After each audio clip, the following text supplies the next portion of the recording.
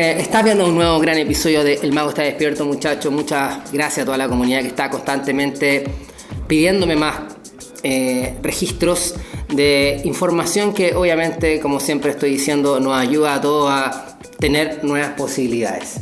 Finalmente esta información positiva de gente que está haciendo cosas nos ayuda a todos nosotros a sentirnos más empoderados. Pero tú, Nicolás Durán, es una persona empoderada desde chico. Cuéntanos quién eres tú, qué estás haciendo ahora y por qué crees tú que te estoy entrevistando el día de hoy. Yo soy Nicolás Durán. Primero, siempre soy el papá de 3 hijos, estoy casado. Llevo emprendiendo 11 años. Partí desde muy pequeño, principalmente porque, creo que tuve la necesidad en un inicio, en base a que fui papá a los 19 años y de ese me acuerdo muy bien que partimos en un ramo de emprendimiento. Yo estudié en la Universidad de Olfidaña y había un ramo que se llamaba emprendimiento y uno tenía que hacer un proyecto en la universidad. Y en ese ramo en particular hice un evento, que fue un evento de skate, que se organizó. Y fue un evento bastante grande en el Parque Los Reyes. Y desde ese minuto que hicimos el evento, el cual fue muy bueno de la perspectiva, llegaron muy buenos espectadores, pero fue muy malo la perspectiva de negocio. Perdimos mucha plata. En ese minuto todavía teníamos, 19, 20 años y no teníamos cómo cubrir deudas. Por al final nos tuvieron que ayudar ahí entre todos, amigos, papás, etcétera. Y ahí se me metió la semilla en la cabeza y fue como, desde ahora en adelante quiero hacer esto todo el rato, toda mi vida. Emprender. Tuve mi primer emprendimiento que fue una productora de marketing deportivo que se dedicaba a hacer eventos de action sport, como snowboard, esquí, mountain bike, skate, entre otros. ¿Por qué? Porque era lo que me gustaba. Y fue un buen emprendimiento, pero en ese minuto los deportes de acción generaban muy poca atracción de las marcas, por lo tanto levantar auspicio era difícil. El modelo de negocio era full enfocado a levantar auspicios porque las inscripciones que tenían los deportistas era un delta más. El último evento que hice y que fue como la despedida fue un evento latinoamericano de longboard, donde venía gente de Canadá, Brasil, Argentina.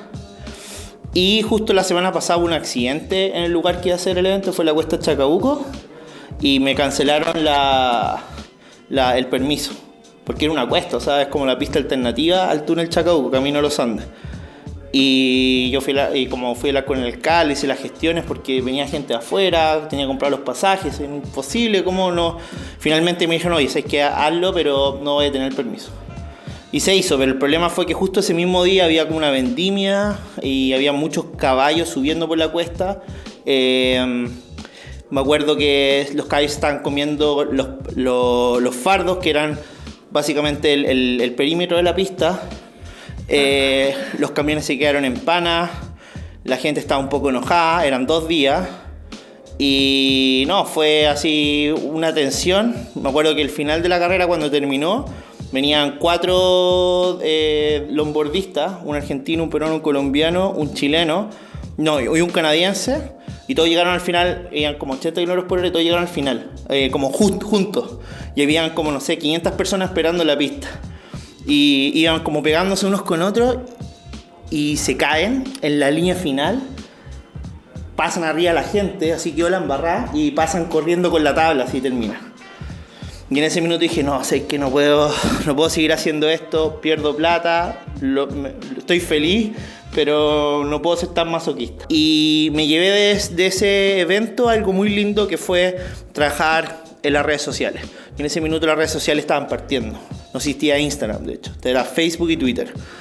Y lo curioso que siempre había generado en estos eventos y que las personas me comentaban era la forma como se iban las redes sociales. Cómo se generan eventos, cómo se comunicaba el lenguaje, el tono, etc.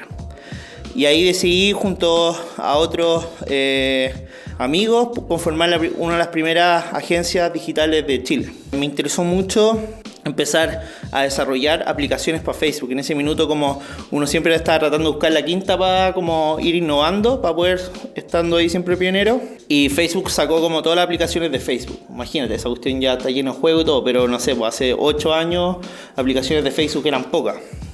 Entonces empezamos a trabajar con desarrolladores y empezamos a hacer aplicaciones de Facebook. La TAM nos contrataba aplicaciones de Facebook que eran como juegos, que la gente participaba y todo. Y a mí me empezó a encantar el tema del desarrollo y me empecé a meter a fondo.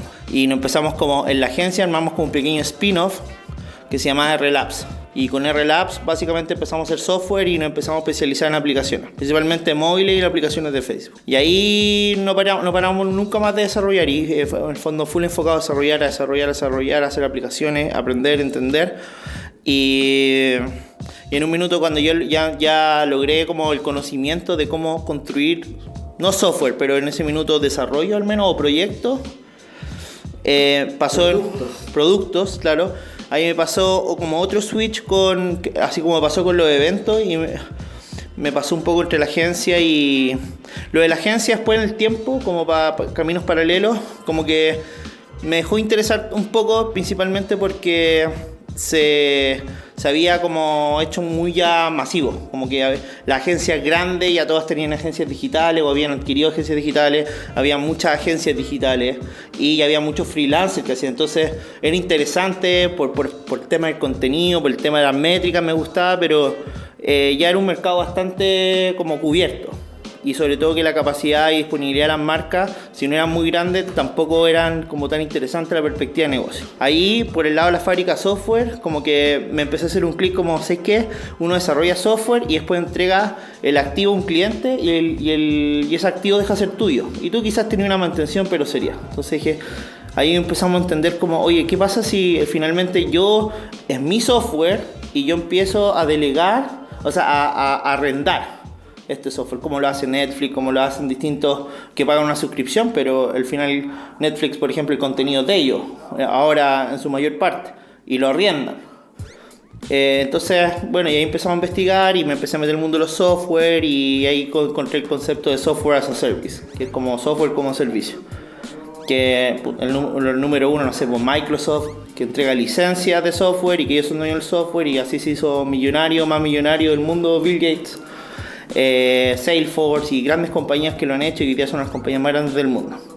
Y claro, pues era un modelo que ya estaba súper descubierto afuera, pero en el país, en Chile, todos comprábamos licencias de afuera o teníamos como bien instaurado ese negocio.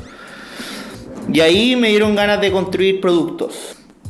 Y bueno, yo en el entretanto de todos estos negocios creamos junto a Edward Alvarado, que es mi socio, CTO hoy día de la compañía, el gerente de tecnología, CodeTalker. Y básicamente el insight fue que hace tiempo estaba viendo que las empresas se están organizando por WhatsApp. Esto fue hace 4 años atrás más o menos. Y era interesante porque todos conversaban por WhatsApp y era como natural, como que se armaban grupos de trabajo del áreas comerciales, de las mineras, de no sé, de donde tuviera y que de cierta forma como necesitarían un contacto, coordinación, se crearon un WhatsApp y todavía sigue sucediendo.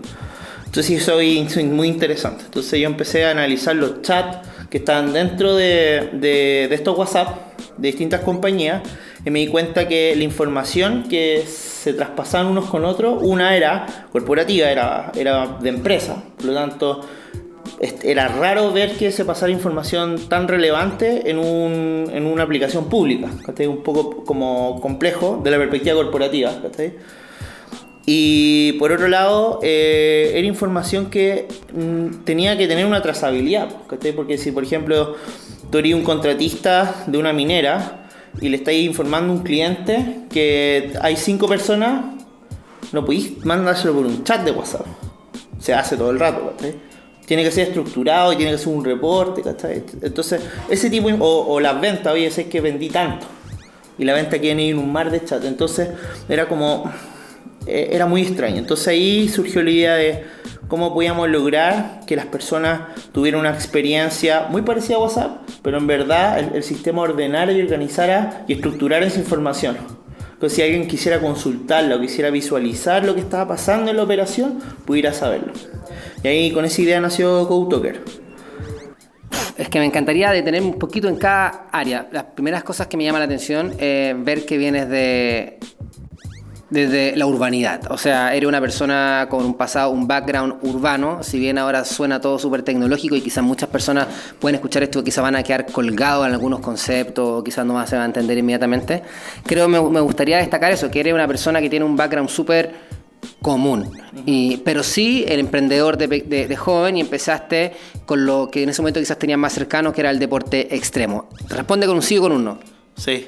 Perfecto. Después de eso, a continuación de eso, en esta producción de eventos de deportes, empieza a manejar redes sociales, entonces de esa manera te ves envuelto ya en una casi productora que también era agencia digital. Sí. Sí, un poco lo que está haciendo, por ejemplo, Street Machine también ahora, que también ellos también una agencia, etcétera. Exactamente.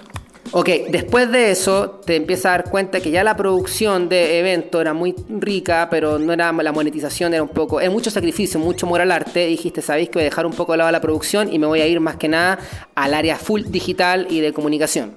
Sí. Estrategias digitales. Después de eso, en estas estrategias digitales y comunicación y marketing digital, empiezas a desarrollar tus primeras formas de automatizar el trabajo de la agencia digital. ¿Cierto? Cierto. Empiezas a automatizar un poco los procesos, ya sea con bots. Y ahí es donde te enamoras de forma orgánica todo este proceso en el desarrollo de aplicaciones y software inicialmente para Facebook, pero que después eventualmente evolucionó a aplicaciones mucho más independientes y autónomas. Exactamente. Hasta que ahora ya estás en esta super aplicación que yo de alguna manera puedo traducirlo de una manera muy simple, es casi como un ERP, una mezcla de un ERP, WhatsApp. En el fondo, ¿por qué me refiero a ERP? ERP son todas estas plataformas que usan, por ejemplo, las empresas chicas o grandes para generar procesos de facturación, de bodega, administración, de todas estas cosas, pero a un nivel más, de alguna manera, perdón, y discúlpame si me equivoco, pero tiene que ver más que nada con la comunicación y la operación del grupo. 100%, es la gestión de operaciones y nosotros justamente estamos entre el ERP y los sistemas como core o más importante de la compañía. Entonces, nuestro foco está en mejorar la gestión de la operación, comunicación y información.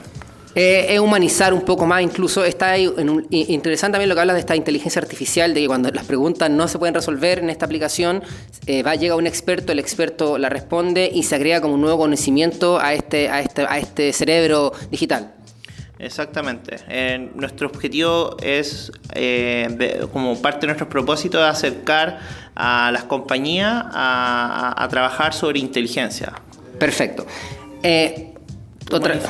Humanizándola ya. Exactamente. Preguntas que empiezan a surgir. Me he dado cuenta entonces que las plataformas, las aplicaciones que está desarrollando son servicios más business to business. O sea, están desarrollando casi todo, no lo conozco, pero me imagino para empresas, está solucionando temas para empresas. Esta aplicación, que es la por la que yo vengo a conversar aquí con el Nico, es por CodeTalker, que de alguna manera yo leí ahí brevemente en internet, hablaba que es como sustituir WhatsApp, pero veo que no tiene nada que ver con WhatsApp y que tampoco una competencia, es algo completamente distinto. ¿Por qué hay personas que lo han relacionado con WhatsApp? Porque yo no sé, esta aplicación la puede descargar cualquier persona, no. Es un chat de trabajo, ¿qué? Sí. O sea, cuéntanos de eso. A ver, por el lado WhatsApp, en verdad... había un titular que decía algo titular, así. Sí. Mal titular.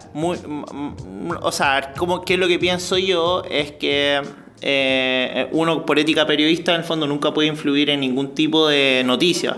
Por lo tanto, eso lo pone la misma editorial o qué sé yo. Pero el mismo periodista pone eso. Uno no puede decir, oye, esto está mal, esto está bien. Porque el periodista abstrae y en base a eso comunica, ¿cierto? CodeTalker no es similar a WhatsApp. Si bien nosotros lo que capturamos de WhatsApp es la experiencia que tienen las personas ocupando la herramienta. Y eso es algo que quizás podemos decir, sí, ahí buscamos ser como WhatsApp. La experiencia en la interfaz. En la interfaz, exactamente. Que es como grupos y mensajes. Exactamente. Pero ¿Con emoticons también y todo? Sí, también pueden emoticons, sí. Pero... ¿mensajes de voz? No, todavía no. Pero el problema de los mensajes de voz es que todavía no son fácilmente trazables. Eso, la trazabilidad. Exactamente. Entonces por eso todavía no lo ocupamos. Por ahora. Por ahora. Porque hay todo un boom que quizás tú nos puedes contar al finalizar esto, todo un boom que se está dando con desarrollar aplicaciones sobre voz. Exactamente, sí. De hecho, nosotros, una de las únicas aplicaciones que ocupamos sobre voz, fuera de Kotoker, porque trabajamos con Kotoker internamente, es Discord. Y Discord es una aplicación para gamers que juegan en el fondo de forma remota y se comunican por Discord, que es como un WhatsApp pero de audios. Mira, te propongo entonces que primero finalicemos bien, presenta tu producto y después de eso nos mentoriza un poco de todo este mundo que se está desarrollando y tu visión respecto al emprendimiento de esto en Chile, y también un poco me gustaría saber qué pasa por tu mente respecto a lo que está sucediendo ahora a nivel global, este cambio de paradigmas que están sucediendo y qué función crees tú o cómo la tecnología va a solucionar todo esto. Primero te finaliza termina de presentar bien a Kotoker, que es esta aplicación chilena. Perfecto, sí. Que la estás presentando en el mundo. Perfecto, sí. Entonces, desmentiendo el tema del titular, que en verdad era un mal titular, y yo básicamente creo que a nivel táctico y estratégico ellos lo hicieron para poder capturar la atención de las personas, porque WhatsApp lo conoce todo el mundo. Me hubiera encantado que hubieran puesto Kotoker, el nuevo Slack de Latinoamérica, o Kotoker, el nuevo Workplace para digitalizar la operación de tu compañía, pero eso no es catchy, la gente no le hubiera llamado la atención. En cambio, como todos entienden WhatsApp, me imagino que fue por ahí la decisión. Quizás funcionó entonces. Yo creo que funcionó porque capturó la atención. De la perspectiva de cómo se posiciona la marca está mal, pero de la perspectiva de cómo se captura la atención está bien. Así que por esos dos lados. Pero ¿qué es lo que es Kotoker? Kotoker es un espacio de trabajo digital para que las compañías puedan digitalizar las operaciones a través de tecnología. Nosotros hoy día tenemos básicamente dos mundos. Un mundo que es el de construir procesos y el otro mundo que es interactuar en esos procesos. En el mundo de construir procesos, nosotros tenemos herramientas que hemos trabajado muchos años, que son básicamente constructores de procesos, que nosotros lo llamamos constructores de flujos de trabajo, constructores de formulario, constructores de automatizaciones, que son estos bots para poder automatizar. Si yo aprieto este botón, entonces mando un mail y así puedo generar una pila. Y conectores con integraciones, que permite que el sistema se pueda conectar a otros sistemas y de esa forma tú puedas hacer interacciones dentro de Kotoker y entregar información a otros sistemas, o al revés, consultar por Kotoker y obtener información de otros sistemas. Y ese es todo el mundo que hay detrás, que construye de cierta forma flujos o aplicaciones dentro del espacio de trabajo donde interactúan las personas. Yo le llamaría eso backend. Y en el mundo que está por delante, el frontend, donde interactúan estas personas, ellos se interaccionan en estos procesos. Entonces uno diseña la realidad acá en el backend y después se vive la realidad y la interacción. Y en este mundo nosotros tenemos las interfaces, que son súper amigables porque ocupamos el chat como base, los formularios para poder hacer trazarle la información, paneles de tareas para poder hacer gestión, principalmente con para los supervisores que tienen que delegar tareas, entre otras cosas, y visualizadores o paneles de control, más conocido como Business Intelligence, para poder visualizar información que se captura de los procesos. En conjunto de estos dos mundos nosotros construimos Kotoker. Y eso es como... ¿Por qué lo explico de esa forma? Porque es complejo de entenderlo, pero así funciona. Y finalmente, ¿qué es lo que sucede? Un colaborador o un trabajador está interactuando en un chat con tareas, pero en verdad está interactuando en un proceso. Y lo que tratamos de hacer es justamente humanizar ese proceso. Como una wiki, como que todos están alimentando constantemente todo esto. Todos lo están alimentando. Y hoy día nosotros hemos definido una estrategia para poder llevar Kotoker a distintos mercados, porque a diferencia, uno normalmente en el software se define como un software integral, general, o un software vertical. Un software vertical es, yo me voy a dedicar a esta industria a solucionar este dolor, ¿ya? Y hay mucho software. O puedes usar un software global, como por ejemplo, no sé, como lo hace Google, que Google es simplemente un buscador, y puede ser un buscador de papas fritas o un buscador de animales. En el fondo no tiene un foco, no tiene una vertical. Y nosotros no tenemos, al igual que Google, no tenemos una vertical, somos bastante transversales. Y por eso la forma de cómo vendemos Kotoker hoy día depende de cada industria. Cuando vamos al segmento industrial, es decir, a los puertos, a las compañías mineras, entre otros. Claro, porque es un software modular, o sea, se puede adaptar y por eso me llamó la atención el tema de la ERP, que siempre te las venden así, no sé, por ejemplo, quizás la más famosa que es ¿cómo se llama? SAP, sí, pero son módulos que tú vas agregando de acuerdo a tus necesidades de tu empresa. Exactamente. Entonces, ahí, por ejemplo, el rubro industrial, nosotros nos enfocamos en vender mantenimiento, porque es algo que tracciona muy bien con los puertos, con las mineras, entre otras cosas. Con la estación de servicio. A ver, le puedo contar un ejemplo para materializarlo. Por ejemplo, en una compañía de estaciones de servicio, nosotros lo que hacemos es que cuando hay algún problema en la estación de servicio, alguien levanta un incidente de ese problema y lo reporta a través de Kotoker. Y el sistema lo primero que hace es mostrarte los distintos tipos de fallas posibles en base a lo que estás levantando. Diciendo, oye, se te rompió el surtidor, prueba con todas estas posibles soluciones para poder solucionarlo. Entonces llama a la autogestión de la persona, antes de que llame un call center, antes que llame un contratista, etc. Si eso no logra suceder, el sistema te pone en contacto con un contratista o alguien, un técnico que puede ayudar a resolver, pero de forma remota vía el chat de Kotoker. Entonces, oye, prueba con esto y hay una interacción. ¿Funcionan esas cosas? Porque uno siempre como usuario, cuando se ve enfrentado a una situación crítica, te encontráis con de prueba esto, no me resulta, después te mandan un chat y después lo único que quería en ese momento a veces es como, por favor que haya una persona de verdad, porque pasa, ¿o no? Hay una experiencia, me imagino que debe suceder. Sí, pues, claramente, hay una resistencia sobre todo en situación de emergencia. A querer resolverlo y tiene distintos niveles de criticidad. Entonces ahí el sistema también entiende cuando se reporta el incidente los distintos niveles de criticidad y en base a eso hay distintos caminos, como un flujo de trabajo. Pero lo interesante y siempre la perspectiva de la propuesta de Kotoker, que es ahorrar, hacer más eficiente y más productiva la compañía, finalmente lo que se está tratando de hacer con esos dos pasos es que, por ejemplo, si una estación de servicio tiene 1000 incidentes mensuales y eso implica que siempre vaya un técnico a arreglar cada incidente, tienes que pagarle por las 1000 veces que va. ¿Qué pasa si la misma persona puede autorresolverlo? Empieza a generar ahorros, ¿cierto? O no haces que él vaya, empieza a generar ahorros porque no va. Entonces, es un poco lo que apunta. O sea, es lo que está pasando en todas las áreas, desde los call centers a todas las partes. Pero hay una situación que a veces hay una brecha de la inteligencia aún del software. O sea, a veces sí no se siente tan fácil o tan cercano, tan como un humano. Pero me imagino que las empresas ya están empezando a aventurarse en generar esto porque para allá va. Y cada vez quizás va a ser más inteligente la respuesta y estamos en un proceso quizás de adaptación. ¿Algo así? 100%. Porque la inteligencia creo que está en un buen camino. Como tú bien dijiste, todavía no tiene la madurez como de que una inteligencia artificial te responda a todo lo que tú quieras. Pero vamos hacia allá.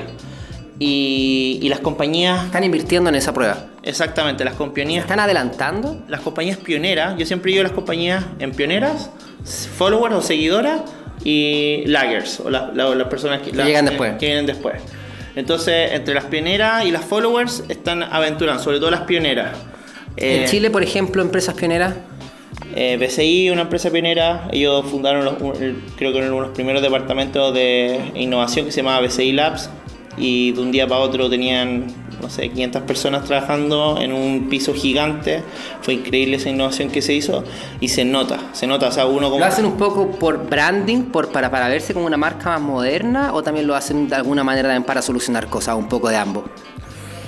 Creo que la decisión es más de no quedarse en el tintero porque, sobre todo, por ejemplo, en la industria como la banca, donde las compañías fintech o las compañías en el fondo que están invirtiendo en tecnología para tener negocios en el mundo de la finanza se sienten muy amenazados, ¿cachai? Porque una compañía como una startup no tiene 10.000 personas trabajando, los bancos tienen 10.000 personas trabajando. Está muy lento, muy lento en todo lo que haga. Muy lento y todo. Mucho riesgo también. Entonces uno puede hacer lo mismo que hace un banco pero con 20 personas. Cuando cuando tenía una industria que funciona de esa forma, mejor me pongo a hacer yo mis propias cosas, ¿cachai? Entonces yo creo que la visión que tienen las compañías más pioneras es cómo yo me subo a esta ola sin que me coman. Sin que me coman antes. Sin que me coman antes, exactamente. Y eso yo creo que la gente como un poco más visionaria es la que está haciendo. y por eso están esos saltos. Oye, está increíble lo que están haciendo ustedes. Me imagino que son de verdad un ejemplo. O sea, yo creo para Sudamérica. En Chile igual hay muchos startups. Yo tengo, por gracias a mi estudio que de imagen, sobre todo de JPS 85, me tocó trabajar, no sé, con gente de Not Company, todo el tema de alimentación, pero veo que acá hay bastante creatividad y hay bastante ganas de hacer cosas. ¿Cómo ves tú el panorama actual en lo que son los emprendimientos derechamente tecnológicos? En Chile últimamente, o sea, yo creo que son muy pocos, todavía muy pocos. Creo que la educación en general está muy mal enfocada a la perspectiva del emprendimiento, porque seguimos en un paradigma de formar personas para ser empleados. ¿Por qué tú y tu equipo son distintos? ¿Cómo fuiste tú distinto? ¿Por qué crees tú que eres distinto? ¿Qué pasó? ¿Qué fue ese hito que en ti te hizo ser así? Un crack. Yo creo que, como siempre, trabajar sobre la intuición de lo que uno piensa que está bien, y en función de eso uno vive en un paradigma que no sigue las reglas como se plantean, sino que sigue las reglas que uno cree que tiene que hacer. Y a mi equipo siempre le he planteado, y como parte de la formación del equipo que hemos generado, es que ojalá todos apunten a ser emprendedores internamente. Al final uno es emprendedor y trata que su equipo sea emprendedor tal cual como tú. ¿Qué eventualmente significa emprendedor para ti? Me estás diciendo preguntas difíciles. No. Pero es que el Mago Está Despierto se trata de eso, porque si bien esta información que es súper rica y que yo la encuentro un placer que tener una persona como tú que entrega tanta contenido real, quiero llegar a estas cosas, a la parte más como espiritual dentro de ti, respecto a esta visión, porque si bien todo lo que contáis está rico, pero hay algo dentro de ti que es impresionante, que es esta capacidad de estar siempre atreviéndote y hambre de buscar cosas nuevas, que lo encuentro de verdad una gran inspiración, porque estamos viviendo en Chile en este momento una situación donde las personas se están quejando mucho respecto a cosas, pero a pesar de eso, tú te ves acá y de la nada, que o sea, con mucho trabajo, pero no con un pituto, no, ¿cachai? No fuiste una persona que por tus estudios universitarios te sentaron acá, o sea, tú lo has impulsado todo con tu propio puño y letra. Impulso, claro, sí. Sí, yo creo que el tema del emprendimiento tiene que ver con creerse el cuento de cumplir los sueños desde la perspectiva autónoma, de que no depende del resto, depende de uno, de que... y siempre ha sido de esa forma, o sea, así lo veo yo, que en el fondo, sobre todo con lo que está pasando en Chile hoy día, los cambios parten por uno, y si uno tiene el ímpetu y la capacidad de poder creerse el cuento, yo creo que es capaz de inspirar a tu entorno a poder hacer algo parecido. Y si tu entorno lleva a hacer eso, eres capaz de poder influir a más gente. Y yo creo en ese poder de la inspiración, de la influencia, del liderazgo, de que las cosas se pueden hacer a través de el propio sacrificio personal. O sea, no depende del Estado, no depende... Y yo sé que hay realidades distintas, que personas que nacen sobre un contexto muy complejo, y es difícil entender esta paradoja. Por o sea, en Chile, perdona que te lo diga, pero en Chile ya el hecho de tú ser de piel clara y tener ojos claros, ya estáis como en otra situación. ¿Pasa? ¿Sabías tú eso?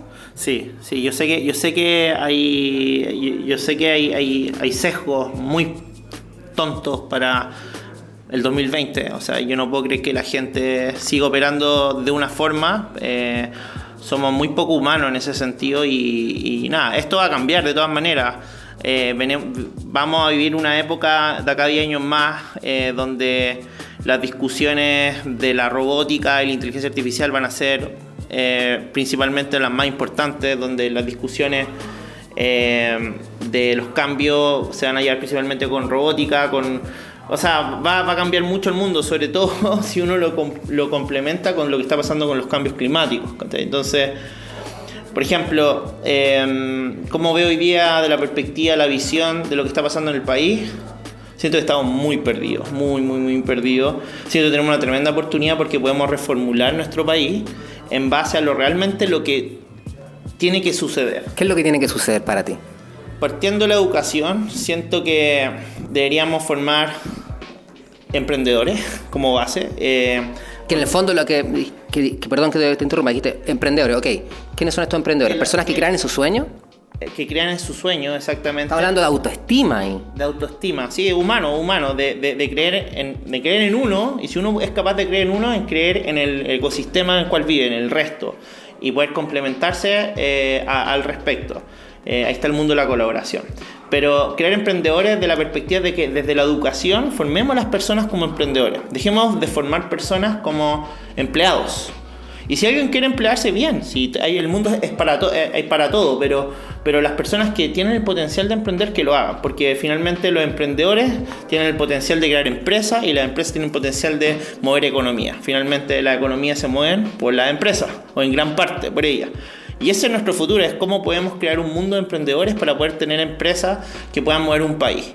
Que no de cierta forma vulneremos nuestra geografía, como lo hemos hecho siempre, porque hoy día trabajar sobre los negocios territoriales o de espacio no generan valor. O sea, el mundo de compro A y vendo a B, saco roca y vendo Z, yo creo que se acabó, o sea, no existe. O sea, hoy día nosotros tenemos, con la inteligencia que hemos desarrollado, generar valor en cosas intangibles, como el software, por ejemplo. Y la única forma de poder hacer eso, de poder saltar a eso, tiene que ver cómo nos podemos educar desde el inicio a ser personas emprendedoras.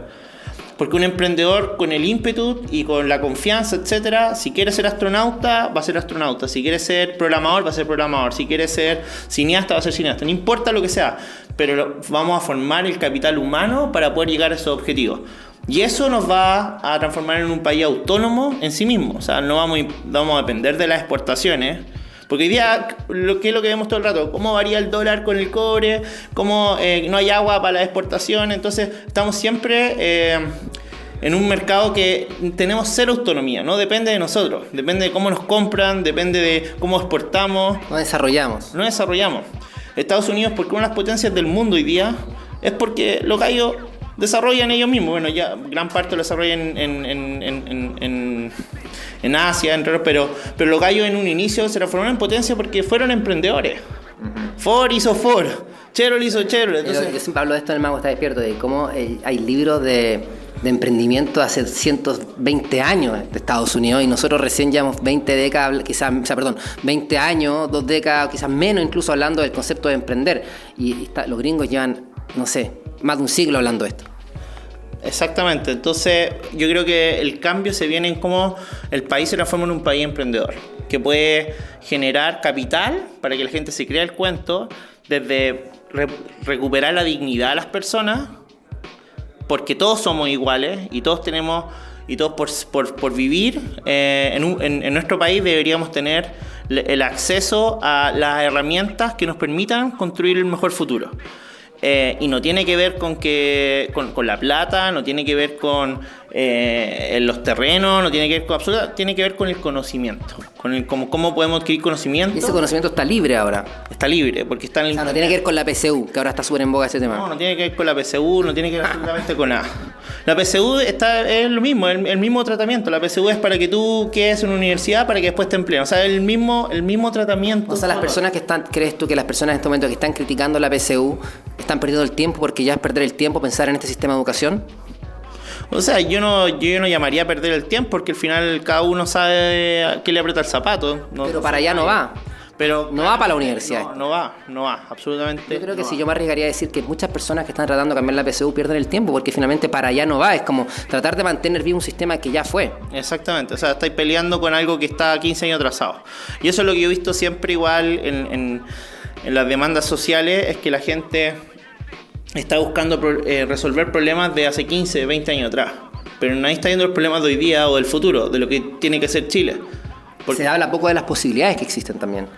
Sí, no hay idea, no hay visión, seguimos pensando lo mismo, onda la minería, la agricultura, pero, o sea, si yo fuera radical, oye, sé que de acá a 10 años tenemos que transformar a Chile como el país número 1 en startup del mundo. Y para eso necesitamos invertir capital humano, capital financiero, capital humano sobre todo, cambiar el modelo educativo, llevar la programación a la básica a los niños, y que en media estén programando, y que ya puedan generar ingresos antes de salir de la universidad, cosas si ellos pues quieren seguir en el desarrollo y hacer su propia empresa o trabajar freelance o hacer un doctorado, lo pueden hacer. Por ejemplo, es una iniciativa básica que la gente aprende a programar, así como aprende matemática, lenguaje, que sea un ramo que tenga que ser 100% obligación, tal cual como es matemáticas, que la gente sepa programar. Yo le agregaría aparte la meditación. A mí personalmente creo que me gusta más harto esa área. Imagínate si las personas aprendieran a meditar y a programar. Creo que serían dos ramos buenísimos. Sería el yin y el yang. Maravilloso, sí. Y está todos los... Porque la inteligencia emocional, perdón que te interrumpa, es muy importante en esta nueva era. Porque 100%. Es autoestima, trabajo en equipo y capacidad de frustrarse y saber que hay que trabajar y que todo parte en uno finalmente. 100%. Lo espiritual es tan importante. ¿Cómo vives tú en este mundo de códigos y de Matrix, de ahí de este mundo binario de unos y ceros? ¿Cómo vives tú este trabajo autoestima? ¿Cómo te nutres tú? ¿Cómo nutres tu corazón? ¿Cómo logras alimentarte internamente? Yo creo que lo vivo poniéndome mucho en mi equipo. O sea, creo que... No sé si va para allá tu pregunta, pero finalmente